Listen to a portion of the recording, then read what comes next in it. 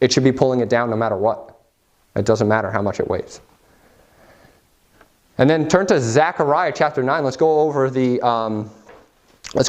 ends of the earth. The ends of the earth. Genesis chapter 1 and verse 2 says, the earth was without form and void. Darkness was upon the face of the deep. And the Spirit of God moved upon the face of the waters. So it's, again, talking about a level plane. You're in Zechariah chapter 9. Look in verse 10. So the Lord has established ends to the earth. And I'm going to describe to you what these ends are. And I believe them to be ice walls that surround the earth, also known as Antarctica.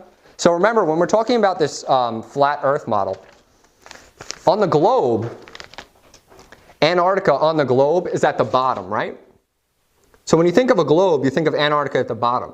But when you think of the flat earth model, remember, the north is the top. And if you squish the globe, the north would be at the center, right? So what does Antarctica become? It becomes the ends, all the way around 360 degrees. So their globe model is actually false. They make it seem like a continent, but what it really is it's the ends of the earth. And the reason that those ice walls, those ice shelves are so high is because they're holding in the earth. They're holding in the waters. They're holding in everything. And God has established it. Look at Zechariah chapter 9 and verse 10. It says, and I will cut off the chariot from Ephraim, and the horse from Jerusalem, and the battle bow shall be cut off. And he shall speak peace unto the heathen, and his dominion shall be from sea even to sea, and from the river even to the ends of the earth. So God has established ends to our earth. It's not just a continuing full-on globe where there's no end. You can literally, if it's a globe, you can go from one point around in a circle, in a circle, in a circle. You can do that here on a flat earth model if you're going around the North Pole. So you can do that. But if you just fly straight, if you're not, turning, you'll hit the end of the earth. Because there are ends. And we're going to go over a lot of verses that talk about this. But this is just one. It says, from the river even to the end of the earth. Turn to Job chapter 26. Maria, could you grab me water? Job chapter 26, verse 10. It says, he hath compassed the waters with bounds.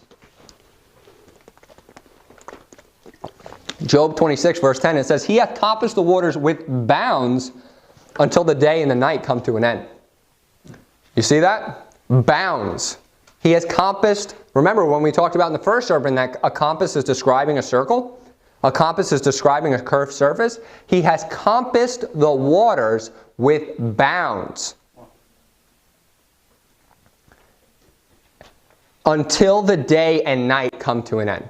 So those bounds are there. Those bounds are established. Now I want you to open up your packet, and I'm going to show you why we don't know that much about these bounds. Look at number 8 in your packet. It's going to be a page from Wikipedia. Number 8 in your packet looks like this. It's a page from Wikipedia, and it says Antarctic Treaty System. See that? Antarctic Treaty System. So you're in page number 8. Look what it says. I'm going to read just the first sentence. It says, the Antarctic Treaty and related agreements, collectively known as the Antarctic Treaty System, regulate the international relations with respect to Antarctica, Earth's only continent without a native human population. If we're on the Earth and there's just one continent on the bottom, you think we're not going to go to it? You think we're not going to just jump on it and just inhabit it? We're on the Earth.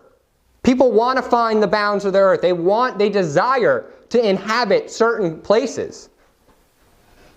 But you can't inhabit something that's just an ice wall. I'm not saying that the ice wall doesn't continue out, because it does.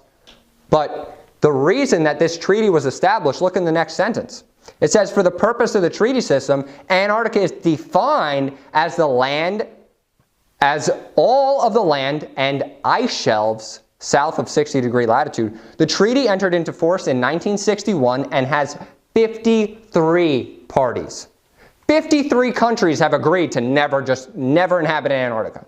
Never inhabit Antarctica. And what's their purpose? Let's look. It says the treaty sets aside Antarctica as a scientific preserve What is in Antarctica that needs to be preserved? Like, what are you preserving? The ice? We gotta keep this ice here just in case, we ever have global warming. We're gonna save this one place. We're gonna go get our ice from this place. And then it says, scientific preserve establishes freedom of scientific investigation and bans military activity, except for the U.S., who has all of their military there and protects it with fighter jets. If you go to Antarctica, it's like you flew over the Pentagon.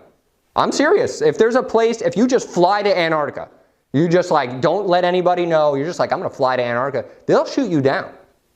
Or they'll race you down if you don't stop. Because you're going to figure out that there's an end of the earth. You'll figure that out. They don't want us to know that. And then it says, it says bans military activity. Then it says the treaty was the first arms control agreement established during the Cold War. What else happened during the Cold War? Was when they were blowing up the Fishbowl. Remember Operation Fishbowl? It was all happening at the same time. They're coming together during this time. Since September 2004, the Antarctic Treaty Secretariat headquarters have been located in Argentina. And then it says the next paragraph, the treaty was opened for signature in 1959, officially entered into force in 1961. The original signatories were the 12 countries active in Antarctica, the International Geocentrical Year, in 1957. And it says the 12 countries that had significant interest in Antarctica were Argentina, Australia, Belgium, Chile, France, Japan, New Zealand, Norway, South Africa, the Soviet Union, United Kingdom, and the United States. Those countries knew that Antarctica was an ice wall. They established this treaty to not let the information get out. And now, if you read the last sentence, these countries had established over 50 Antarctic stations for the IGY. The treaty was diplomatic expression of the operational and scientific cooperation of many nations that had been achieved on the ice.